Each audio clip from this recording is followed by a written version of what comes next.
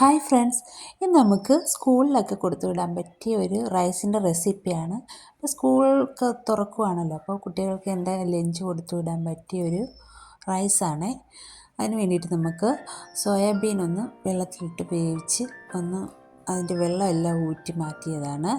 പിന്നെ നമുക്ക് ക്യാരറ്റ്, സവാള കട്ട് ചെയ്തത്, ആവശ്യത്തിന് നെയ്യ്, 2 മുട്ട, പിന്നെ നമുക്ക് റൈസ് വേണം, അതൊന്ന് കഴുകി ഊറ്റി മാറ്റി വെച്ചിരിക്കുന്നതാണ്. ഈ സോയാബീനിലേക്ക് നമുക്ക് ഒരു മസാല ആക്കി കൊടുക്കാം. 1 ടീസ്പൂൺ മുളക് പൊടി, 1/4 ടീസ്പൂണോളം മഞ്ഞൾപ്പൊടി, 1/2 ടീസ്പൂൺ കുരുമുളക് പൊടി, ആവശ്യത്തിന് ഉപ്പും ചേർത്ത് നമുക്കിതൊന്ന് മിക്സ് ചെയ്ത് മാറ്റി വെക്കാം.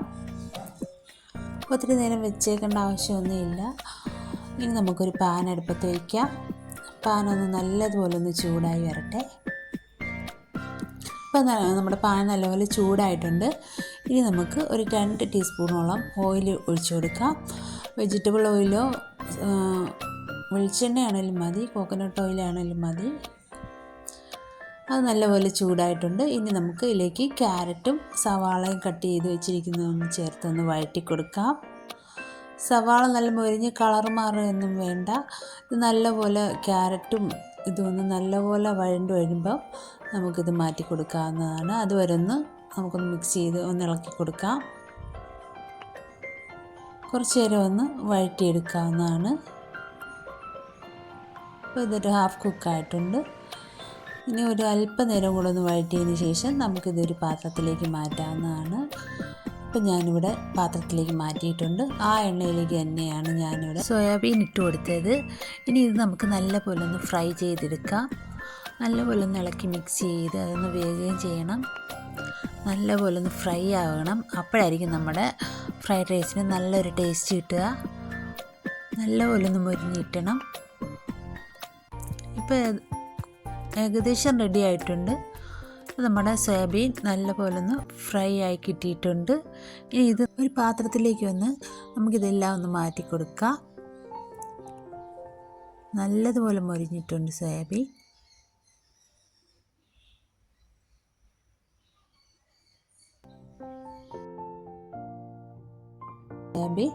നമുക്ക് ഈ പാനിലേക്ക് തന്നെ 2 മുട്ട ഒന്ന് പൊട്ടിച്ചൊഴിച്ച് കൊടുത്ത് ഒന്ന് ഇളക്കി മിക്സ് ചെയ്ത് ഒന്ന് പൊരിച്ച് മാറ്റി വെക്കാവുന്നതാണ്.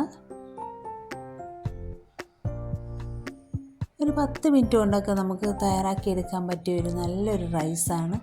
നമുക്ക് റൈസ് ഒന്ന് തലേന്ന് രാത്രിയിലൊക്കെ വേവിച്ച് വെച്ചാൽ കുട്ടികൾക്കൊക്കെ രാവിലെ സ്കൂളിലേക്ക് പോകുന്ന ടൈമിൽ നമുക്ക് പെട്ടെന്ന് തന്നെ തയ്യാറാക്കിയെടുക്കാൻ പറ്റും. റൈസ് വേകുന്നതിന് മാത്രമുള്ള ഒരല്പമെങ്കിലും സമയം ആവശ്യമുള്ളത്.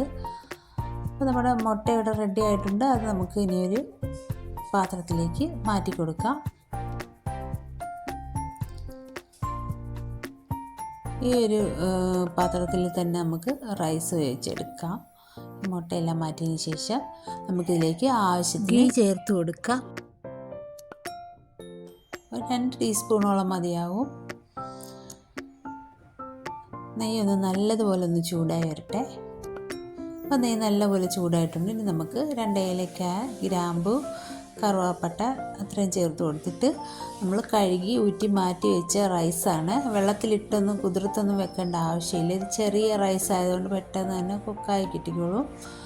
ഇത് നമുക്കൊന്ന് ഗീയിലൊന്ന് നമുക്കിതൊന്ന് വറുത്തെടുക്കാം. അപ്പോൾ നല്ല ഒട്ടാതെ നല്ലതായിട്ട് ചോറ് കിട്ടാൻ വേണ്ടിയിട്ടാണ് ഇങ്ങനെ ഒന്ന് വറുത്തെടുക്കുന്നത്. അല്ലെങ്കിൽ നാരങ്ങ നീര് ഒഴിച്ച് കൊടുത്താലും മതി. ഞാനിപ്പോൾ ഇങ്ങനെ ഒന്ന് വറുത്തെടുത്തിട്ട് നല്ല ചൂട് വെള്ളം, തിളച്ച വെള്ളമാണ് ഞാനിതിലേക്ക് ചേർത്ത് കൊടുത്തത്. ഞാൻ 1.5 ഗ്ലാസ് റൈസ് എടുത്തിട്ടുണ്ട്. 3 ഗ്ലാസ് വെള്ളം ഞാൻ ഒഴിച്ച് കൊടുത്തിട്ടുണ്ട്. കുക്കറിലാണെങ്കിൽ നമുക്ക് ഇത്രയും വെള്ളം വെക്കേണ്ട ആവശ്യമില്ല. ഇത് നമുക്കിനി ഒന്ന് അടച്ചു വെച്ചൊന്ന് വേവിച്ചെടുക്കാവുന്നതാണ്. ചെറിയ തീയിൽ വേവിച്ചാൽ മതി. ഇപ്പോൾ നമ്മുടെ റൈസ് ഇവിടെ ഒരുവിധം കുക്കായിട്ടുണ്ട്.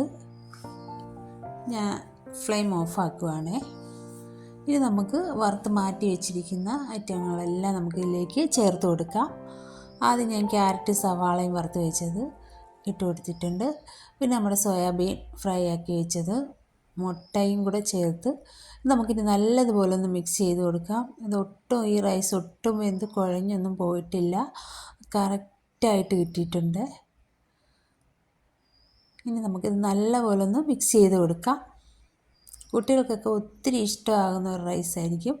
ഇതിൻ്റെ കൂടെ ഒരു അച്ചാറോ സലാഡോ എന്തെങ്കിലും മാത്രം മതി. നല്ല ടേസ്റ്റി ആയിട്ടുള്ള റൈസാണ്. കുട്ടികൾക്ക് വേണ്ടിയിട്ട് ഒന്ന് തയ്യാറാക്കി നോക്കണേ.